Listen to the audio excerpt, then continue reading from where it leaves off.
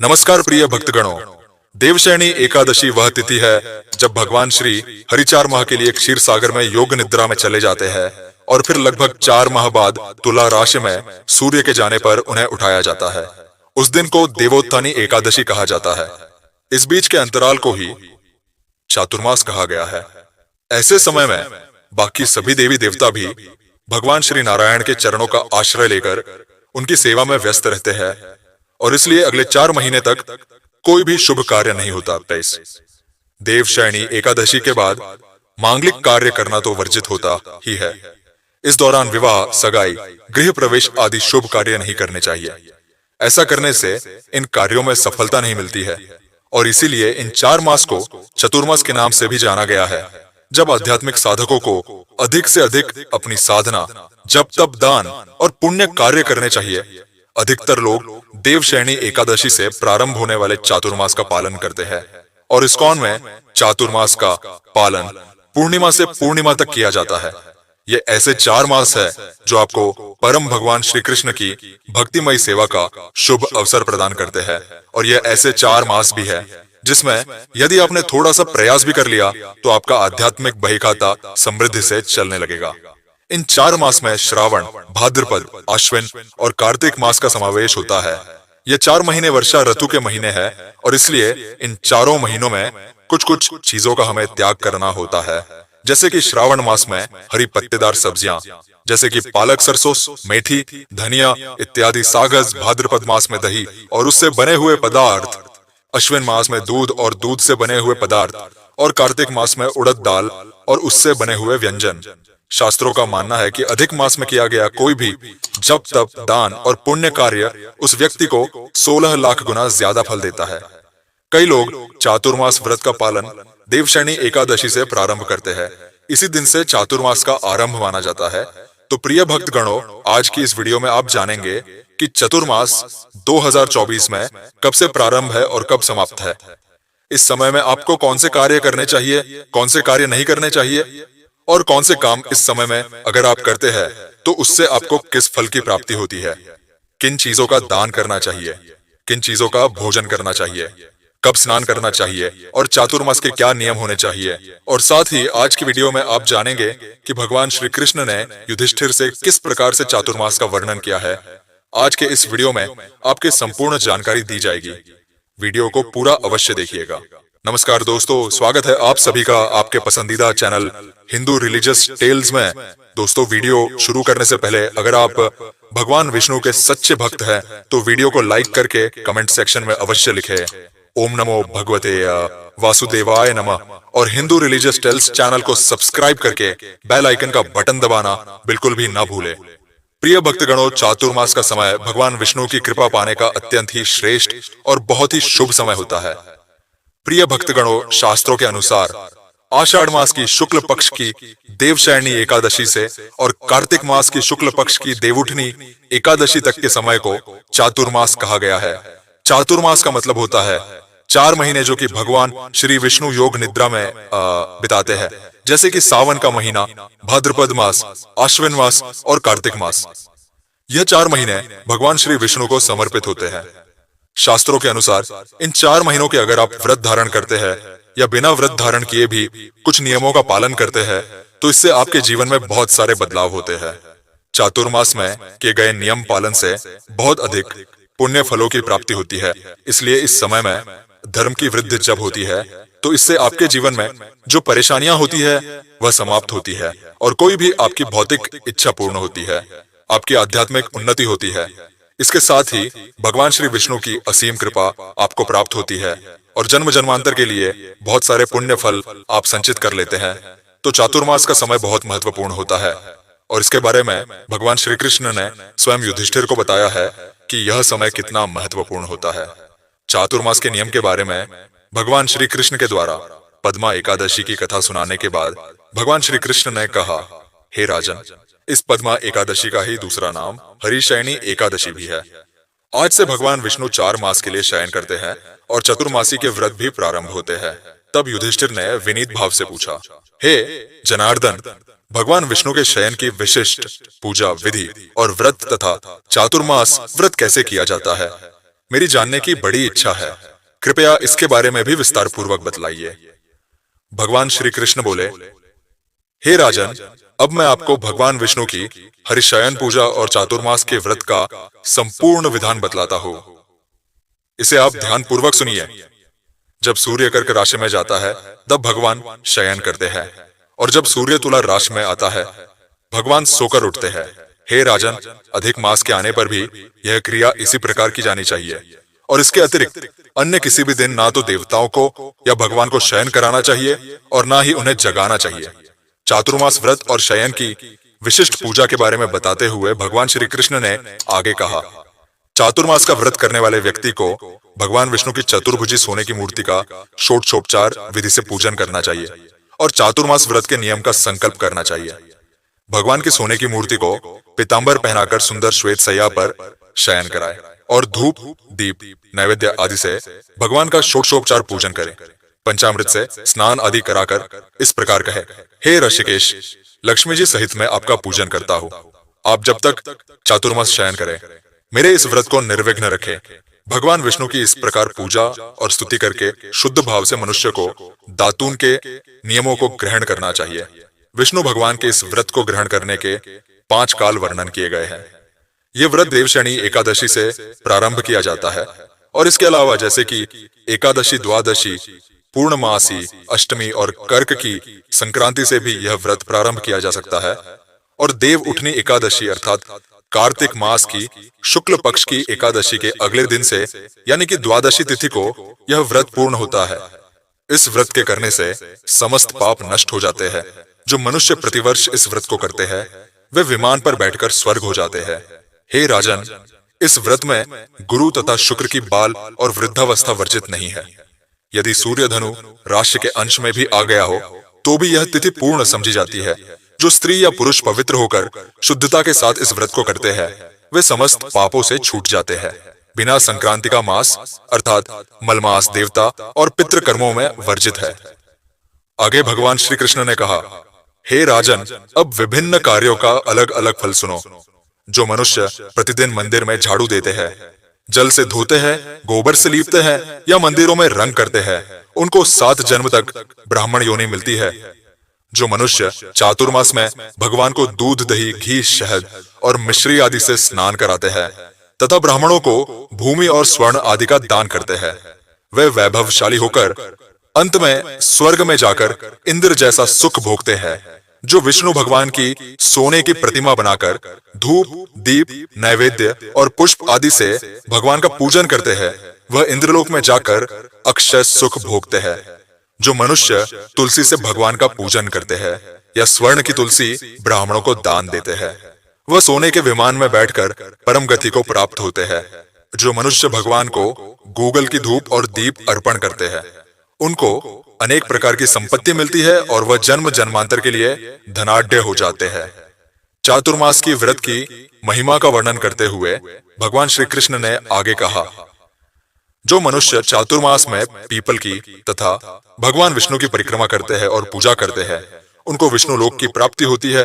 और जो मनुष्य संध्या को देवताओं तथा ब्राह्मणों को दीपदान करते हैं तथा विष्णु भगवान का हवन करते हैं वे सुंदर विमान में बैठकर स्वर्ग को जाते हैं और अप्सराओं से सेवित होते हैं। जो मनुष्य चातुर्मास हमें भगवान का चरणामृत लेते हैं वह आवागमन से मुक्त हो जाते हैं। जो मनुष्य नित्य प्रति तीनों समय मंदिर में 108 बार गायत्री मंत्र का जप करते हैं सब पापों में लिप्त नहीं होते। इन 4 मासों में जो पुराणों और शास्त्रों को पढ़ते अथवा सुनते हैं एवं वस्त्र तथा स्वर्ण सहित ब्राह्मणों को दान देते हैं वे दानी, धनी, ज्ञानी और कीर्तिमान होते हैं। जो मनुष्य विष्णु भगवान तथा शिव जी का स्मरण करके प्रार्थना करते हैं वे पापों से रहित होकर धनवान और गुणवान हो जाते हैं। जो नित्य कर्म के पश्चात सूर्य को अर्घ्य देते हैं तथा व्रत की समाप्ति पर स्वर्ण लाल वस्त्र और गोदान करते हैं वे आरोग्यतापूर्ण, दीर्घायु तथा कीर्ति, धन और बल पाते हैं। चातुर्मास में जो मनुष्य गायत्री मंत्र द्वारा तिल से होम करते हैं और समाप्ति प्रदान करते हैं उनके समस्त पाप नाश होकर निरोगी शरीर प्राप्त होता है तथा सुपात्र संतान मिलती है। और जो मनुष्य अन्न के हवन करते हैं और समाप्त हो जाने पर घी, घड़ा और वस्त्रों का दान करते हैं वे ऐश्वर्यशाली होकर ब्रह्मा के समान सुख भोगते हैं और उनके शत्रुओं का नाश हो जाता है। जो पीपल की पूजा करते हैं तथा अंत में स्वर्ण सहित वस्त्रों का दान करते हैं। वे सब पापों से छूटकर भगवान के प्रिय भक्त बन जाते हैं, जो मनुष्य तुलसी को धारण करते हैं तथा अंत में भगवान विष्णु के निमित्त ब्राह्मणों को दान करते हैं। ऐसे मनुष्य विष्णु लोक को प्राप्त होते हैं। जो मनुष्य चातुर्मास में भगवान के शयन के उपरांत प्रतिदिन उनके मस्तक पर दूर्वा चढ़ाते हैं और अंत में स्वर्ण की दूर्वा का दान करते हैं, वही वैकुंठ लोक को जाते हैं। जो दान करते हुए इस प्रकार स्तुति करते हैं कि हे ध्रुवे, जिस भारतीय पृथ्वी पर शाखा वही तो तुम पहले हुई हो, उसी प्रकार मुझे अजर अमर संतान दो। इस प्रकार स्तुति करके सोने की दूर्वा ब्राह्मण को दान करने वाले मनुष्य सब पापों से छूट जाते हैं और अंत में उनको स्वर्ग लोक की प्राप्ति होती है। जो भगवान के मंदिर में जाकर रात्रि जागरण करते हैं और भजन कीर्तन करते हैं, वे भी स्वर्ग को जाते हैं। भगवान श्री कृष्ण ने आगे कहा, हे राजन, चातुर्मास के व्रत में उत्तम ध्वनि वाला घंटा दान करने का विशिष्ट महत्व है और घंटा दान करते समय दाता को यह प्रार्थना करनी चाहिए कि हे भगवान, हे जगत पिता है, सृष्टि के संचालन करता, आप समस्त पापों का नाश करने वाले हैं। आप मेरे ना करने योग्य कर्म तथा ना करने योग्य पापों के करने से जो कि पाप उत्पन्न हुए थे उनको नष्ट करिए। और हे राजन, जो चातुर्मास के व्रत की समाप्ति पर गायों का दान करते हैं, ये एक ही कपिला गौ का दान करते हैं, वस्त्र दान करते हैं अथवा जो नित्य प्रति ब्राह्मणों को नमस्कार करते हैं, वे धनाढ्य होते हैं। उनका जीवन सफल हो जाता है और साथ ही समस्त पापों से भी छूट जाते हैं। हे राजन, जो मनुष्य चातुर्मास में ब्राह्मणों को भोजन कराते हैं, उनकी आयु तथा लक्ष्मी की वृद्धि होती है। और जो मनुष्य स्वर्ण का सूर्य बनाकर ब्राह्मण को दान करते हैं, उसका फल 100 यज्ञों के समान होता है। जो मनुष्य भगवान शिव की प्रसन्नता के लिए चांदी या तांबे का दान करते हैं, उनको उत्तम पुत्र की प्राप्ति होती है। जो शहद से भरा हुआ चांदी का बर्तन अथवा तांबे के पात्र में गुड़ भरकर और तिल, सोना और जूते का दान करते हैं, वे शिवलोक को प्राप्त होते हैं। जो मनुष्य चातुर्मास में ब्राह्मणों की पूजा करते हैं, अन्न और वस्त्र का दान देते हैं तथा समाप्ति पर शैया का दान देते हैं, ऐसे मनुष्य अक्षय सुख को प्राप्त करके लक्ष्मीवान होते हैं। जो वर्षा ऋतु में गोपी चंदन का दान करते हैं, वे भोग और मोक्ष को प्राप्त करते हैं। जो मनुष्य सूर्य और गणेश जी का पूजन करते हैं, वे उत्तम गति को प्राप्त होते हैं। और जो मनुष्य चातुर्मास भगवान के निमित्त हवन करते हैं और शक्कर का दान करते हैं, साथ ही चातुर्मास व्रत का उद्यापन करते हैं, ऐसे मनुष्यों के समस्त पाप नष्ट हो जाते हैं और उन्हें यशस्वी पुत्र की प्राप्ति होती है। हे कुंती पुत्र, चातुर्मास का व्रत करने वाले मनुष्य सभी कलाओं में निपुण और स्त्रियों में प्रिय होता है। जो मनुष्य चातुर्मास के व्रत में फलमूल आदि का दान देते हैं, वे सुखी और राजयोगी होते। जो मनुष्य इस व्रत में प्रतिदिन सौंठ, मिर्च, पीपल, वस्त्र और दक्षिणा के सहित दान करते हैं और अंत में सोने की सौंठ आदि का दान करते हैं, वे 100 वर्षों तक जीवित रहकर स्वर्ग में जाते हैं। जो बुद्धिमान मनुष्य ब्राह्मण को मोती का दान करते हैं, वे कीर्ति प्राप्त करते हैं। जो मनुष्य इस व्रत में तांबूल का दान करते हैं, अर्थात पान का दान करते हैं अथवा जितेंद्रिय होकर पान खाना छोड़ देते हैं और अंत में लाल वस्त्र का दान देते हैं, वे सौंदर्यशाली, निरोग, बुद्धिमान, भाग्यवान तथा सुंदर वाणी बोलने वाले बनते हैं। तांबूल के दान से देवता प्रसन्न होकर आनंद धन देते हैं। जो मनुष्य इस व्रत में लक्ष्मी जी और पार्वती जी को प्रसन्न करने के लिए हल्दी का दान करते हैं और अंत में चांदी के पात्र में हल्दी भरकर दान देते हैं, ऐसी स्त्रियां अपने पति के साथ और पति अपनी पत्नियों के साथ सुख भोगते हैं। उन्हें सौभाग्य, अक्षय धन और सुपात्र संतान मिलती है और साथ ही वे देवताओं में भी पूजित होते हैं। जो व्यक्ति इस काल में शिव जी और पार्वती जी की प्रसन्नता के लिए ब्राह्मण, स्त्री तथा पुरुष का पूजन करके दक्षिणा और स्वर्ण का दान करते हैं और आरंभ में शिव की स्वर्ण प्रतिमा बनाकर दान देते हैं और बैल का दान करते हैं, उन्हें संपत्ति और कीर्ति दोनों प्राप्त होती है। जो मनुष्य फल का दान करते हैं और अंत में स्वर्ण देते हैं, उनके सर्व मनोरथ सिद्ध होते हैं तथा सुपात्र संतान की प्राप्ति होती है। चातुर्मास में फल का दान करने से नंदन वन का सुख प्राप्त होता है। जो मनुष्य इस व्रत में पुष्प का दान करते हैं, वे ज्ञान प्राप्त करके ब्रह्मलोक में पितरों के साथ अनेकों सुखों को भोगते हैं। जो व्यक्ति चातुर्मास में प्रजापति के व्रत करते हैं और उसकी समाप्ति पर गौ दान करते हैं और ब्राह्मणों को भोजन कराते हैं, वे सब पापों से मुक्त होकर ब्रह्मलोक को जाते हैं। जो मनुष्य बच्चों और बहनों के सहित हल का दान करते हैं और शाक मूल और फलों का आहार करते हैं, वे विष्णु लोक को जाते हैं। चातुर्मास में जो मनुष्य केला या पलाश के पत्रों में भोजन करते हैं, कांसे के पात्र और वस्त्र का दान करते हैं तथा तेल नहीं खाते हैं, उनके समस्त पाप नष्ट हो जाते हैं। जो मनुष्य प्रयोव्रत करते हैं और अंत में दूध वाली गोदान देते हैं, विष्णु लोक को जाते हैं।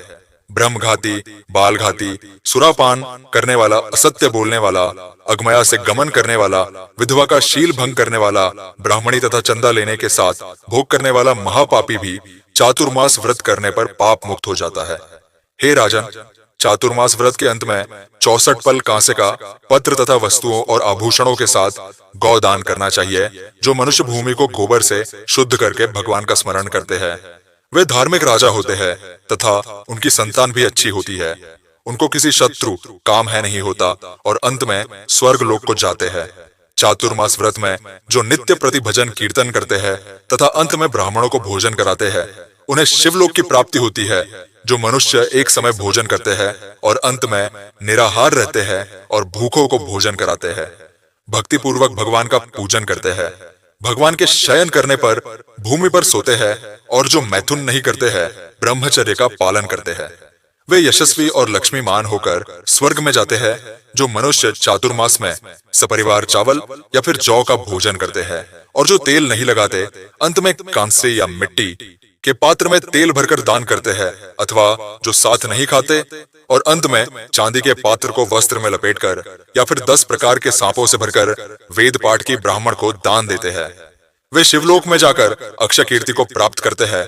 जो मनुष्य गेहूं छोड़ने का नियम करते हैं और व्रत में अंत में सोने के गेहूं बनाकर दान देते हैं तथा जो व्रत में इंद्रियों का दमन करते हैं, उन्हें अश्वमेघ यज्ञ का फल प्राप्त होता है।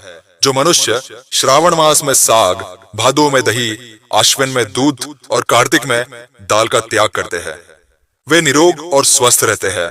और जो मनुष्य मीठा, खट्टा और कड़वा पदार्थ का त्याग करते हैं, वह मनुष्य दुर्गुणों से छूट जाते हैं।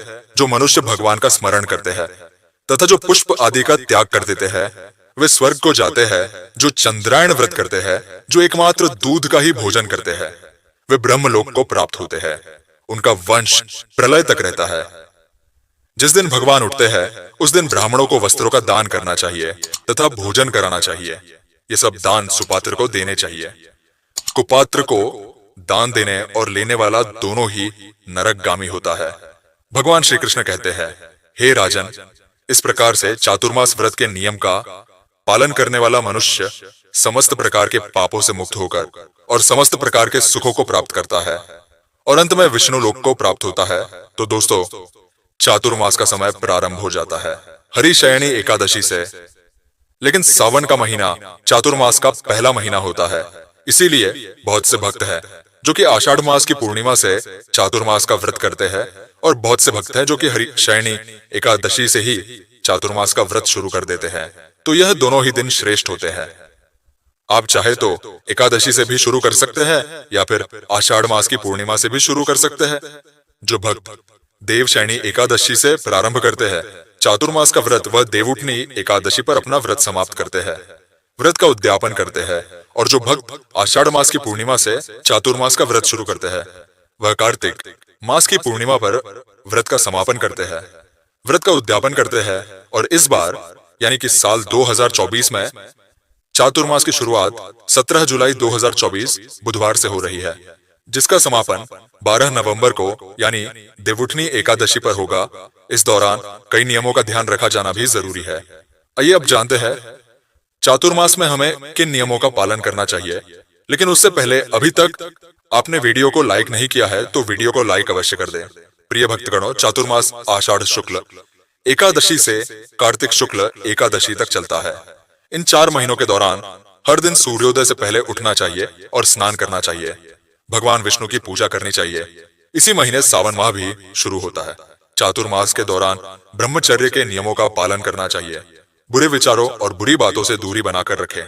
पूजा पाठ में अपना मन लगाना चाहिए। चातुर्मास के दौरान दिन में केवल एक बार ही भोजन करना चाहिए। फर्श पर सोना चाहिए। व्रत, जप, तप, साधना, योग आदि का अभ्यास करना चाहिए। चातुर्मास के व्रत नियम पूर्वक करने चाहिए। इस दौरान अपने क्रोध पर नियंत्रण रखें, दूसरों के बारे में बुरा बोलने से बचें। चातुर्मास के दौरान प्रतिदिन संध्या आरती करनी चाहिए। नया जनेऊ धारण करें। चातुर्मास के दौरान भगवान विष्णु और महादेव के साथ साथ माता लक्ष्मी, माता पार्वती, गणेश जी, राधा कृष्ण, पितृदेव आदि की पूजा करनी चाहिए। चातुर्मास के दौरान देवता शयन करते हैं, इसलिए विवाह, सगाई, गृह प्रवेश आदि शुभ कार्य नहीं किए जाने चाहिए। प्रिय भक्तगणों, चातुर्मास में कुछ चीजों का त्याग कर देना चाहिए, जैसे पान, दही, तेल, बैंगन, सब्जियां, चीनी, मसालेदार भोजन, मांस, शराब, नमकीन भोजन आदि का सेवन चातुर्मास के दौरान न करें। चातुर्मास में पान छोड़ने से भोग, दही छोड़ने से गोलोक, गुड़ छोड़ने से मिठास और नमक छोड़ने से पुत्र सुख की प्राप्ति होती है। चातुर्मास के सावन में पत्तेदार सब्जियां, भाद्रपद में दही, आश्विन में दूध और कार्तिक में लहसुन प्याज का सेवन वर्जित माना जाता है। इस दौरान काले या नीले रंग के कपड़े भी नहीं पहनने चाहिए। तो ये थी चातुर्मास से संबंधित संपूर्ण जानकारी। प्रिय भक्तगणों, तीज त्योहार से संबंधित जानकारी और कथाओं को श्रवण करने के लिए हमारे आपके हिंदू रिलीजियस टेल्स चैनल को सब्सक्राइब अवश्य करें।